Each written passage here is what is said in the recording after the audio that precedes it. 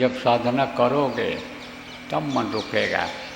देखो 2 घंटा के लगभग बैठाया, 2 घंटा के, तो कुछ ही लोग बैठ पाए। मैं थोड़ी देर के लिए यहाँ कुछ देर बैठा था, थोड़ी देर के लिए मैं उठकर चला गया था, क्योंकि हमको अभी जाना भी है, काम भी हमारे जिम्मे ज़्यादा रहता है, तो हम थोड़ी देर ही बैठ पाते हैं।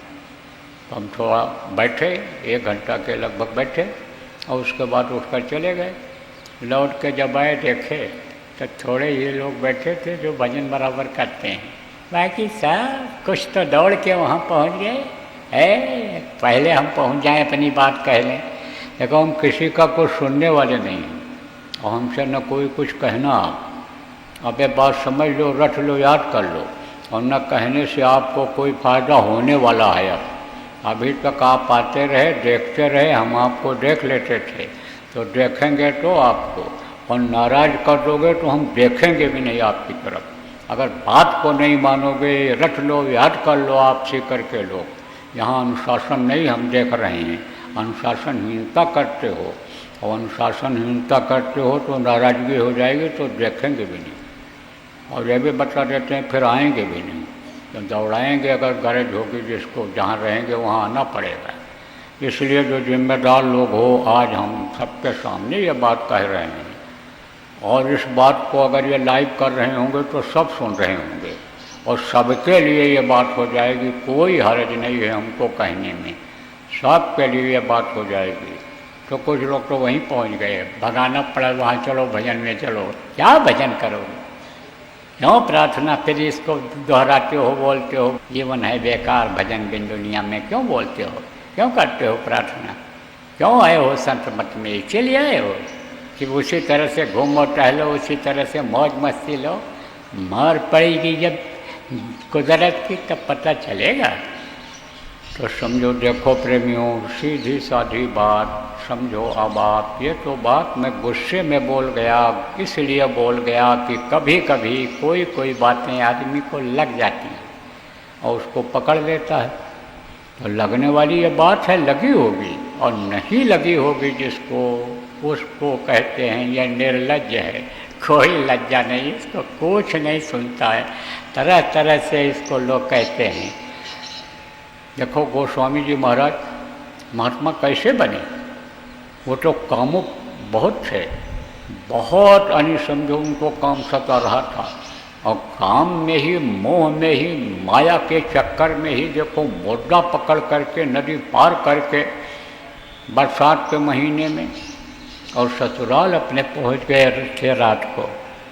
आप लोग जानते हो, जो पढ़े लिखे हो, पढ़ी लिखी बच्चियां ये सब जानती हैं। तो अब आप ये समझो, लेकिन जब वो पहुँचे, उनकी औरत ने जब डांटा कि अस्तचरम मम देह में तामे ऐसी प्रीत, ये नासमान शरीर, ये देखो अनुसरण गलन पैदा होने वाले शरीर से तुमको इतना प्रेम है, और तुम रात को चले आए 12 बजे चुपचाप मेरे कमरे में घुस गए। कैसे कैसे तुम पार किए होगे, नदी पार करके आना था, बरसात में नदी में पानी बढ़ा हुआ है। अगर तुमको इस तरह से प्रेम उस प्रभु से हो जाता, भगवान जिनको कहते हैं उनसे हो जाता, तो उनका दर्शन मिल जाता, तुमको भगवान मिल जाते। बस यही बात लग गई उनको, और इसी बात को उन्होंने पकड़ लिया, और फिर उन्होंने समर्थ गुरु की तलाश किया। और जब उनकी इच्छा हुई है कि हमको रास्ता मिल जाए, समर्थ गुरु हमको मिल जाएं, तो मिल गए। और फिर जब यही उन्होंने लक्ष्य बना लिया, उद्देश्य बना लिया कि इसी जीवन में भगवान को पाना है, इसी जीवन में प्रभु के पास पहुंचना है, अब हमको जन्मना मरना नहीं है, तो जवानी में ही भगवान की प्राप्ति कर लिया था गोस्वामी जी महाराज ने। और जो उन्होंने देखा राम का चरितमानस में, अंदर में जो चरित्र हो रहा उस राम का, कि जिसने सारी सृष्टि को बनाया, कितने राम, कितने कृष्ण, कितने देवी, कितने देवता को बना दिया, उस राम का जब दर्शन उनको हुआ तो उसकी महिमा, उसकी लीला को उन्होंने लिख दिया, और जिसको पढ़ कर के आज भी लोग फ़ायदा उठा रहे हैं, तो बात कोई न कोई लग जाती है। इसलिए अब लगने वाली ये बात बोल दिया हूँ। और अगर ये बात आपको न लगे और आप न करने लगो तो आपके लिए क्या कहा जाए? आपके लिए तो कहा जाए मूर्ख हृदय नचेत, जो गुर मिले विरंच सम।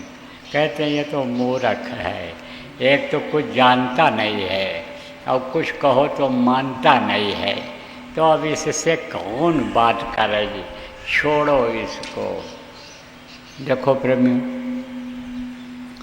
भजन अगर नहीं करोगे, ध्यान सुमिरन अगर नहीं करोगे तो जीवन बेकार चला जाएगा। करना है आपको और कराना भी है।